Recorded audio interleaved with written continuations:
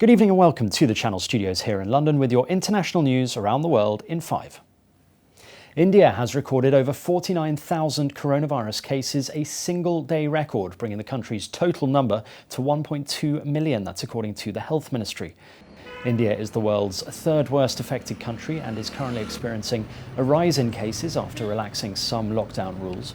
Many experts have said that testing levels remain low in the country, which means the extent of the pandemic could be worse than is being reported. Meanwhile, in England, face coverings have become compulsory for customers in shops after new coronavirus rules came into force within 12 hours of the government issuing guidance on the change. Police can hand out fines of up to £100 to those who do not comply. Use of face masks, the use of all the social distancing measures really does depend on our ability collectively to get the pandemic right down and to keep it down. South Africa's President Cyril Ramaphosa has announced that state schools across the country will close for a month following a surge in cases. The measure will come into effect on Monday, and students from poorer families will continue to have meals provided for them by the government during the break. China has ordered the closure of the US consulate in the southwest city of Chengdu in a tit-for-tat escalation between the two countries. China said the move was a necessary response to the US, which ordered China to close its consulate in Houston earlier this week. Secretary of State Mike Pompeo said the US decision was taken because China was stealing intellectual property. Protesters have faced tear gas and federal agents outside the Central Police Precinct in Portland as Black Lives Matter demonstrations have continued for a 56th consecutive day.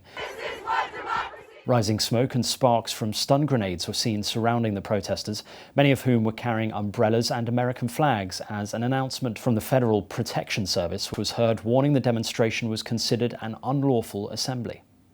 Meanwhile, every member of the Washington Nationals and New York Yankees took a knee to protest racial inequality prior to the playing of the US national anthem at the first game of the Major League Baseball season. And a statue of Italian explorer Christopher Columbus has been removed from a Chicago park after an executive order by the city's mayor. Several statues of Columbus have been removed across the United States in recent weeks, along with Confederate Civil War monuments. In Turkey, the former museum, Hagia Sophia, has welcomed worshippers for the first time after being turned back into a mosque. Muslims prayed in Hagia Sophia until 1934, when it became a museum. But a Turkish court recently annulled the decree that turned it into a museum, opening the way for the 6th century building to be converted back into a mosque, a move backed by Turkish President Recep Tayyip Erdogan. The Kurdish-Iranian exile and writer Behruz Boochani, who was held in an Australian-run offshore island detention camp for about 6 years, had been granted refugee status in New Zealand. Boochani arrived in New Zealand about 8 months ago to speak at a literary festival and has stayed in the country despite his visitor visa expiring. Boochani has said that while he is happy to have been granted refugee status, he cannot celebrate fully due to the continued existence of Australia's refugee policy, which affected him for 6 years. About 85 refugee children with serious health issues and their families have arrived in Germany as part of an initiative to relocate unaccompanied minors from Greece to the European Union. The young asylum seekers, some of whom were accompanied by their parents, came from overcrowded camps on Lesbos, Chios and Samos islands. Greece hopes to send some 1,600 unaccompanied minors in the coming months to EU countries. A prominent South Sudanese economist has fled to the US and has accused South Sudan's President Salva Kiir of ordering a hit squad to kill or kidnap him in Kenya. Peter Bayer Ajax moved to Nairobi in February after about 18 months in prison in South Sudan.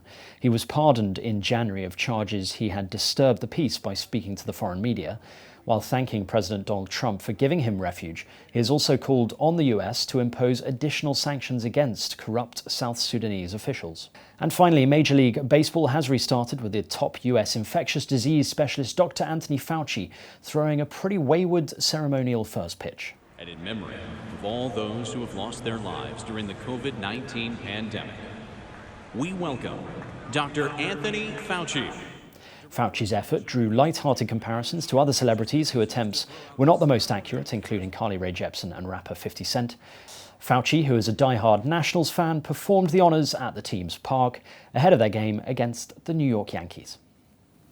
And that's your international news around the world in 5. Now back to the Channel Studios in Lagos.